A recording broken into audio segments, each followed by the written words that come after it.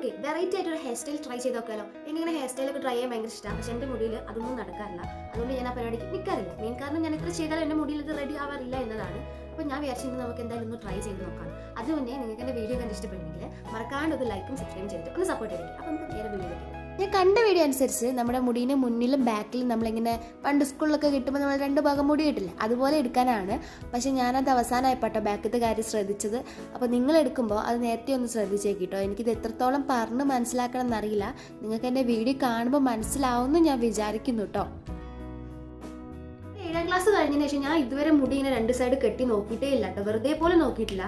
അപ്പോൾ ഇപ്പോൾ ഇങ്ങനെ കെട്ടിയപ്പോൾ എൻ്റെ കയ്യിൽ 2 മാച്ചിങ് ആയിട്ടുള്ള ബണ്ണുമില്ല. അപ്പോൾ ഞാൻ വിചാരിച്ചു നമുക്ക് റബ്ബർ ബാൻഡ് വെച്ച് അഡ്ജസ്റ്റ് ചെയ്യാം. അവസാനം ഞാൻ 2 ഭാഗത്ത് മുടി കെട്ടി കഴിഞ്ഞിട്ടുണ്ട്. ഞാൻ ഇത്രത്തോളം കെട്ടുന്നൊന്നും ഞാൻ വിചാരിച്ചിട്ടുണ്ടായിരുന്നില്ല. എനിക്ക് സത്യത്തിൽ ഇഷ്ടമായിട്ടോ. അപ്പോൾ നിങ്ങളൊന്ന് ജസ്റ്റ് ട്രൈ ചെയ്ത് നോക്കണേ. ഗിവ് അവേന്റെ കാര്യം മറക്കണ്ട. എത്രയും പെട്ടെന്ന് ഒരു 1000 സബ്സ്ക്രൈബേഴ്സ് ആക്കി തന്നാൽ നിങ്ങൾക്ക് അടിപൊളി ഗിവ് അവേ ഞാൻ തരുന്നതായിരിക്കും. അതിനുവേണ്ടി